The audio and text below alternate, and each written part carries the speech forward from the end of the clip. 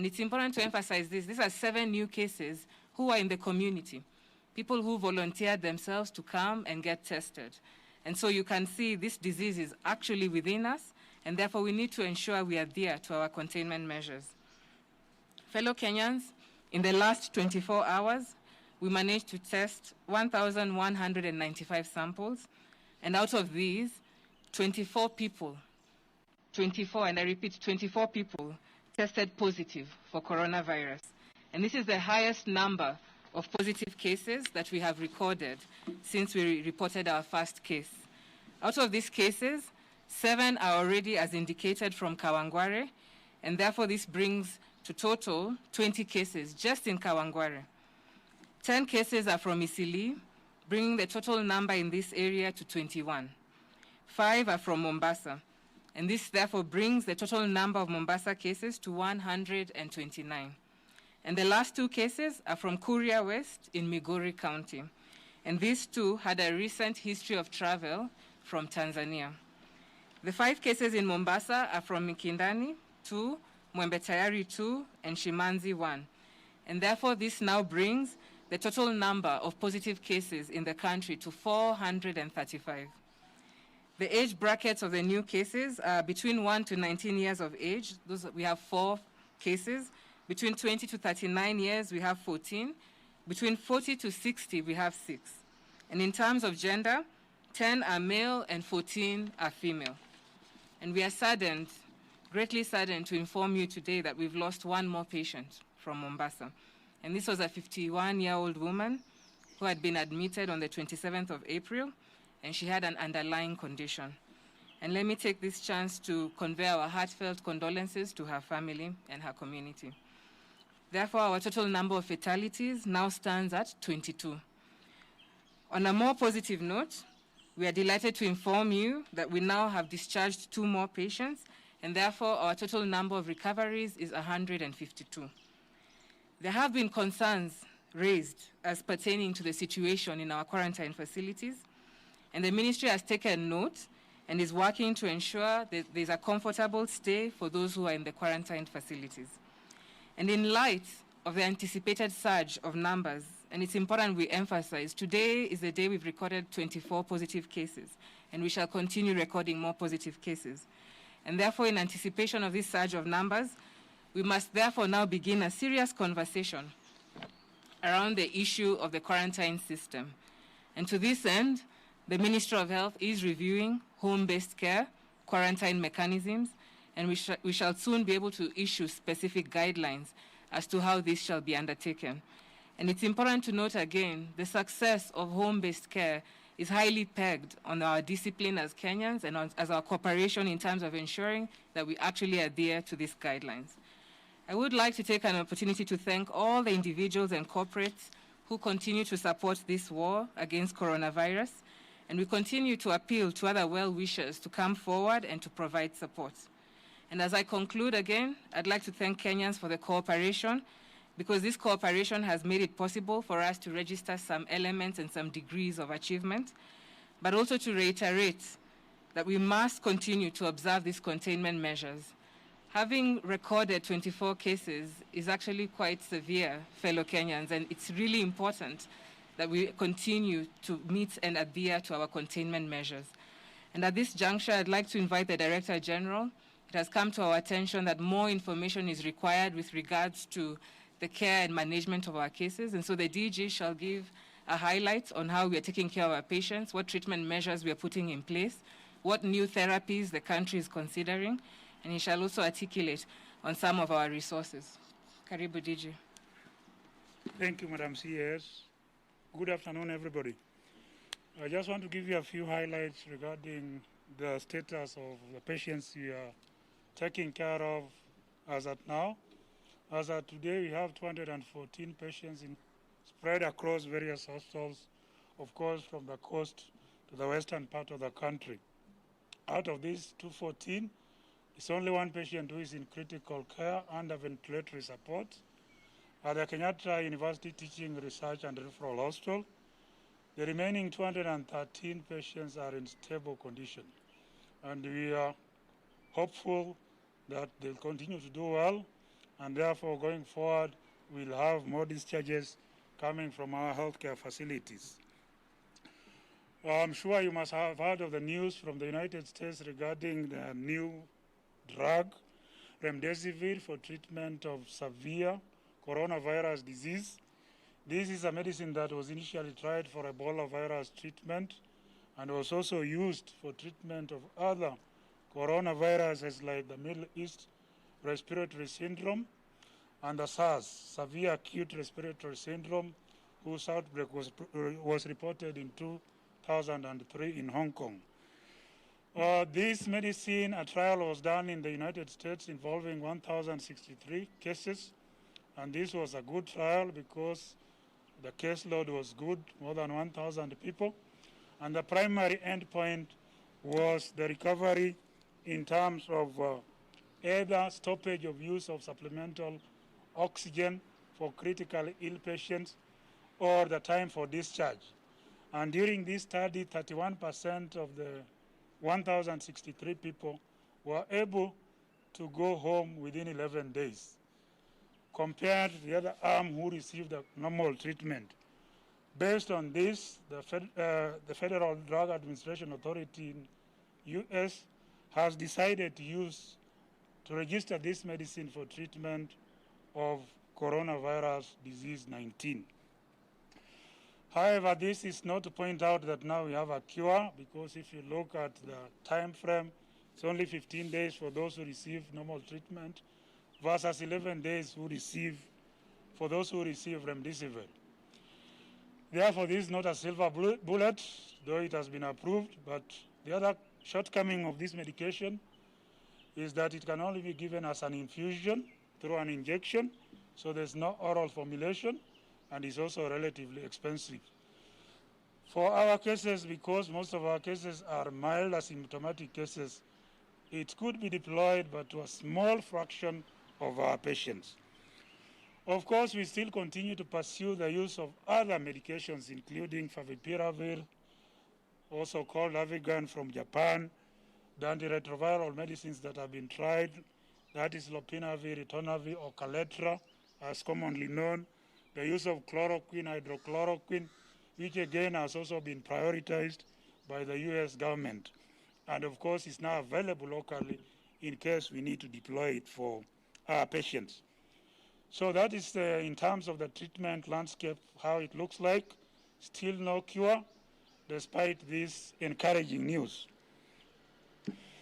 For testing, you have heard of this case of Senegal where they used the rapid test kits. And the rapid test kits from Senegal are based on antibodies. Antibodies are basically proteins that our bodies produce in response to an insult or an antigen or a foreign body. And the first antibody that your body produces if you get exposed to a virus, say measles or COVID-19, is called IgM. The second antibody, which is produced much later, after usually 2 weeks or before, is called IgG. So the one of Senegal is based on IgM. But the pitfalls of these rapid test kits is because, one, you tend to produce the antibodies after about 2 weeks.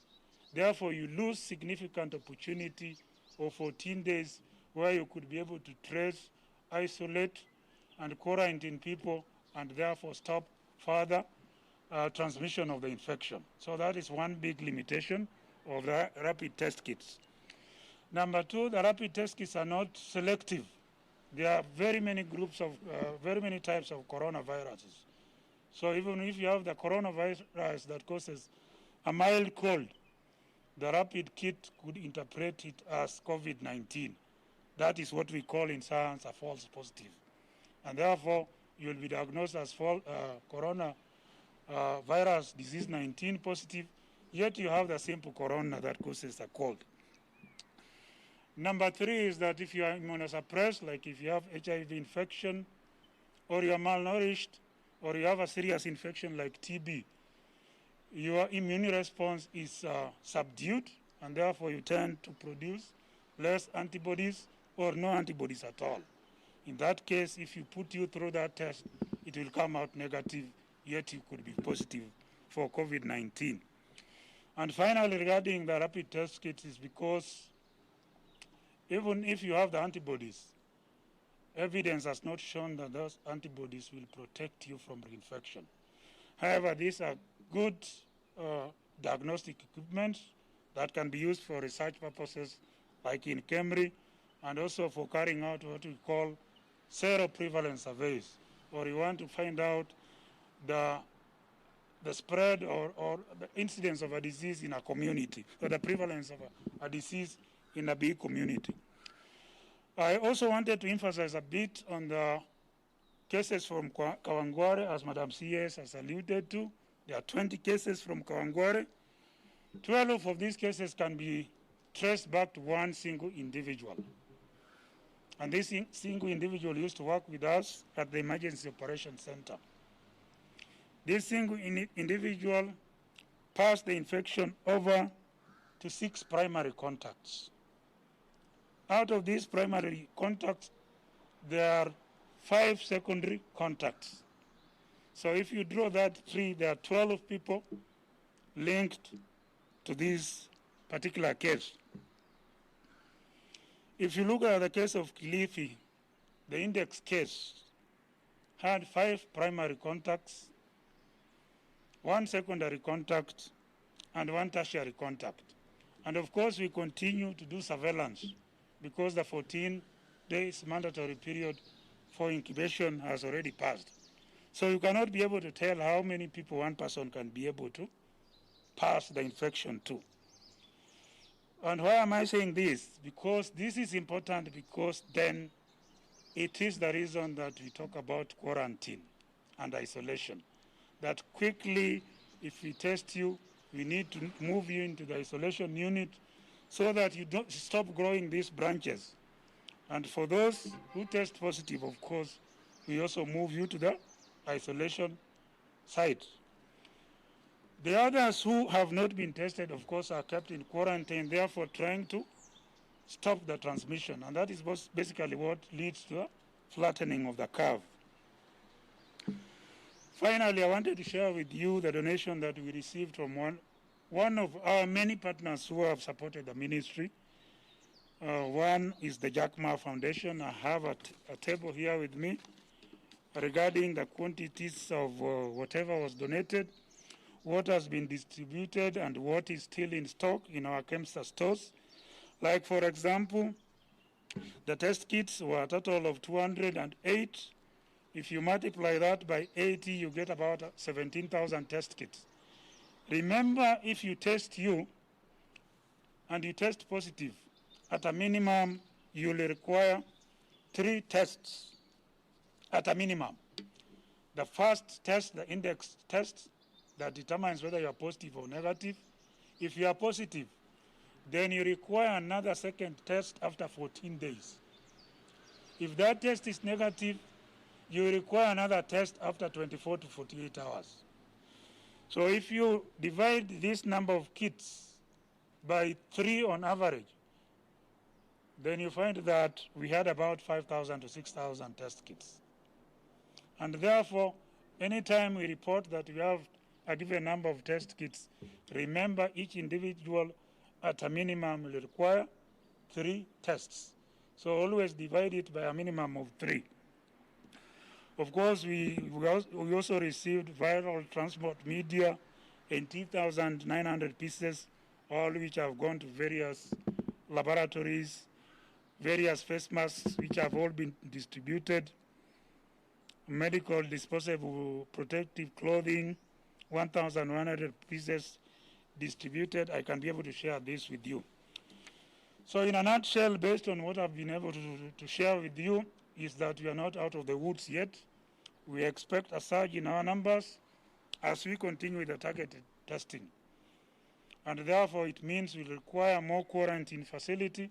And that is why Madam CAS has clearly articulated that we need to look at our quarantine policy, because the numbers soon will be huge, and possibly look at even home-based care. Thank you.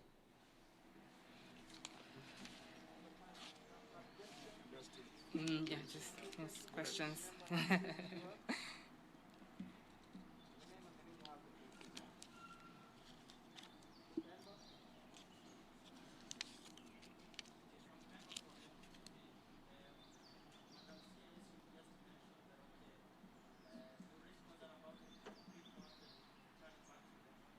country. But the same government is now telling people, particularly in Kawangware and the areas where mass testing is actually being conducted, to actually turn out in large numbers. This is a process that is actually being done in an open air place.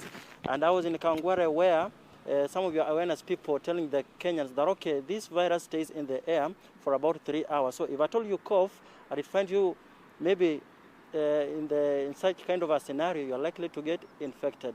Some people are actually traveling all the way from Kasarani pipeline to go to Kawangware for the mass testing. How secure are people who are undergoing for this mass testing?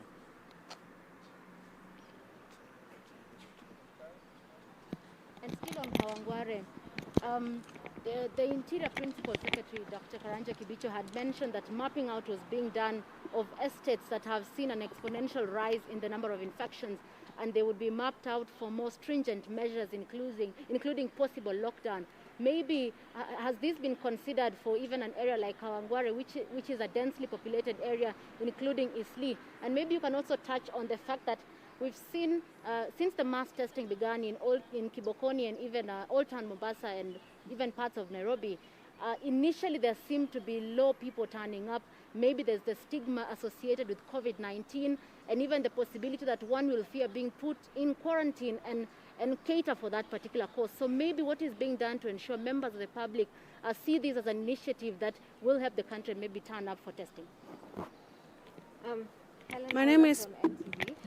there are rising cases of, we've seen the rising cases of coronavirus in Tanzania. Is this a concern now to Kenya? Because we've seen our neighbors, Uganda, have recently reacted towards their response. And has the Kenyan government now been in communication with the Tanzanian government regarding the matter? My second question is regarding the 51-year-old lady who passed on in Mombasa. So our sources tell us that the lady was an employee of Central Bank in Mombasa, and her children are right now in quarantine. Could this mean that this is a threat for everyone who works at the Central Bank in Mombasa? And my third question to you is, are the cartels in the ministry fighting or hindering the fight against the pandemic against corona as well? Purity Musa from KBC. You talked, the DG, you talked about a new drug which has been approved in the US. We do understand that US has the highest number of coronavirus cases in the world and also deaths. Is there proof that the recoveries that were confirmed in the US were as a result of the administration of the drug, or it could be, it was just immunity, the immunity that was high? And then to the CAS, when you talk about some people being picked by the surveillance team, what exactly do you mean? Do they randomly walk and test people on the streets, or being picked by surveillance team? Because when you've been making the updates, some numbers you say that they are picked from by surveillance team. Probably you can expound on that. Okay, thank you. Thank you for those questions. I think I'll start with Purity's question on surveillance. There is actually a scientific methodology that is employed when you're doing contact tracing. Yesterday, the Cabinet Secretary was able to share with you in one of the slide presentations what contact tracing would look like. Hypothetically, say you have case number 2 and that you've confirmed that case number 2 is positive. There's actually a mechanism that we deploy where case number 2 undergoes a history-taking procedure, and we're able to map out the patterns of movement and contacts of case number 2. When that history is taken, this is uploaded on a database, and then the cases and a branch, diagram is drawn, and the next primary contacts of this case are then investigated. And this goes on and on and on until you're able to pull in the contacts, the primary contacts of this case, and you're able to test them and confirm them. If you remember when the DG was expounding on some of the models that we were discussing much earlier, some of the assumptions that actually go into the modeling are pegged on how you do your contact tracing. And so it's actually a methodology that is done. We're not simply running around and picking people on the street. There's actually a science behind how that is done. With regard to the question from Chemutai on mapping out of estates, again, yesterday and even in previous briefings, we've been able to share with you areas that we consider to be hotspots and clusters. And again, this is information that is generated from our contact tracing and from our surveillance activities. And indeed, you've seen the world over, different countries have gone on and employed different methods. Some have gone on to impose partial or full lockdowns in different hotspots. This is an issue that will be under discussion tomorrow in the NERC, and we shall be able to relay with you the following interventions after that discussion tomorrow. Again, there's a question with regard to stigma. I think last week we highlighted it, and we've received lots of calls and messages from Mwangangi trying to, share their experiences in terms of stigma. I think we shared with you our case of an ICU recovery case who has actually struggled to be assimilated back into the community. We are looking at revamping our communications, looking to have champions, people who've recovered from corona, who can actually share their message and their experience and tell us that this is something that we are actually able to combat. But that being said, we are looking at adding more approaches, trying to see how we can actually incentivize Kenyans to come forward. Tomorrow again at the NERC, we'll look and see, are there measures we can put in place to encourage people to come and test? Are there measures we can put in place to ensure that quarantine perhaps is not at a high cost to Mwangangi? And so all this will be discussed tomorrow and shared with you after the NERC meeting tomorrow. There's a question from Kaemba with regard to returning back to business. And people perhaps, it's looking like it's a paradox when it comes to the containment measures. I think several times we reiterated and said that even as we, for example, reopen hotels, containment measures must be put in place. As people go to the barbers, you must ensure that you're masked. As you go back to work, you must ensure that your surfaces are sanitized. And this is essentially what we are saying, especially in light and in view that coronavirus might be here with us for a long time. Like I've said, this is not a sprint. This is a marathon. And therefore, balancing the merits of ensuring that we put in place containment measures that protect us and ensure an element of economic continuity, it's important then that Kenyans work with us. Like I mentioned, we've been doing random checks. I myself was in Kawangware just the other day, and I could see people with masks, but the masks are hanging by their noses. I could see sanitizer, but sanitizer did not look like it was being utilized. The bottle was quite full, and people were just passing around it.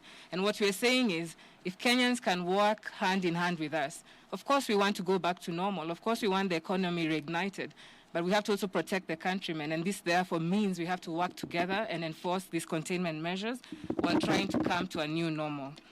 There's a question concerning Tanzania and the rising cases, and I think this has even been highlighted in our brief today. One of our cases today is actually a contact who had come in traveling from Tanzania. And as you all know, Kenya is part of the East African community, and therefore there are discussions with our different member states to be able to come up with mechanisms that actually enforce good screening procedures at the border. And yesterday, the CS was able to highlight some of these measures. Discussions have been held, and agreements have been made in terms of how we can ensure cross-border travel is going on in a manner where screening is effected, and we're actually ensuring we're protecting EAC as a community. There's been a question again regarding our case, the lady who passed on. I hesitate to provide details because, again, you must remember, this is still a medical case and we are confined in terms of disclosing details of this particular patient. However, what we are saying, if you can all actually tabulate up to our case today, our caseload being, more than 400 today, all these are people, most of them who've had contact, other than our imported cases, who've been in the community. So narrowing this down to Central Bank is actually quite misguided on our part. These are Kenyans who've been in different areas in the community, in supermarkets, perhaps even brushed across you as you're walking in the street. The idea here is, and the resounding message here is containment and adherence to social distancing measures. Perhaps the last question before I hand over back to the DG, just to emphasize on contact tracing, because I think clarity is required, more clarity is required there. There's a question on cartels in Afya House hampering the fight for coronavirus. This is an issue that our Cabinet Secretary has clearly elaborated on, and he continues to be a steward within the ministry, ensuring that he actually ensures that there's accountability and efficiency as we deploy resources towards coronavirus, but also resources for many other interventions. Remember, this is not a ministry of coronavirus. This is actually the Ministry of Health, and there are many other diseases and conditions that we deal with. And therefore, the CES and his team, his leadership team, are ensuring that there's efficiency in deployment of all resources. Bwana DG, perhaps highlight further what it means to actually do contact tracing and the issue of Kawangware. Thank you, Madam CS. I think she has articulated very well the science of contact tracing, and that is how we are able to build this tree of Kawangware and Kilifi. And based on that, of course, the subsequent measures that we take, including the quarantine and, of course, the positive cases, moving to the isolation centers. But together with that, of course, we will not tire from reminding you of the infection prevention control measures, including the hand washing, the use of the sanitizers, the physical and social distancing, and of course, proper use of masks. And I want to support Madam CAS. Kenyans now have this tendency of wearing their masks on their chin. I don't know why then. Why would you put it on your chin? I would rather, if you don't want to wear it, then don't wear it, so that then the security guys can be able to deal with you. Because you put it on your chin, then you put it back on your face, you contaminate yourself, and you put yourself at a greater risk of contracting the disease.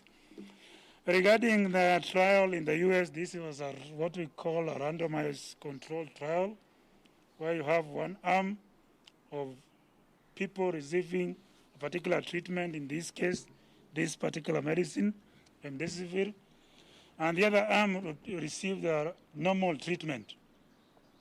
And the first primary endpoint was either stoppage of use of supplemental oxygen or discharge at home.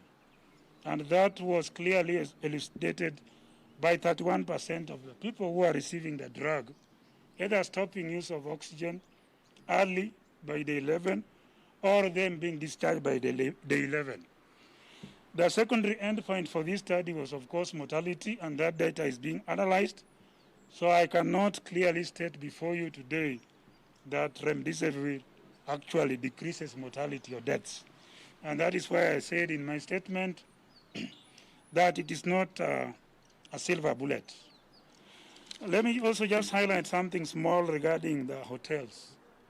When we said that the hotels open, we developed clear policies, guidelines, and protocols to be used. And when we opened hotels and restaurants, we didn't blow the whistle for people to now go and congregate in hotels and restaurants to go and partake their meals. Instead, we really want the hotels and restaurants still to focus more on takeaways. And this is because as we are going to open the hotels, we are also going to talk of this testing, which will include a financial cost. And because our guidelines clearly indicate that primarily if before you had, for example, like 40, you could seat 40 people at full capacity. In the revised guidelines, you could be able to seat just about 8 to 10 people. So it means you'll have also to reduce your staff numbers. And therefore, if you reduce your staff numbers, it makes business sense to focus more on takeaway than people seated there to be served. We are going to do random inspection to ensure that all hotels and restaurants apply to the letter the guidelines and protocols that we have developed. And if you are found flouting any of these guidelines and protocols, one penalty, of course, will be closure. Then the secondary penalty, of course, will be prosecution under the Public Health Act, Cap 242. If we continue with our journey the way we have journeyed this far, and following our presentation yesterday, we could be able to flatten the curve. If you looked at one of the slides was presented yesterday.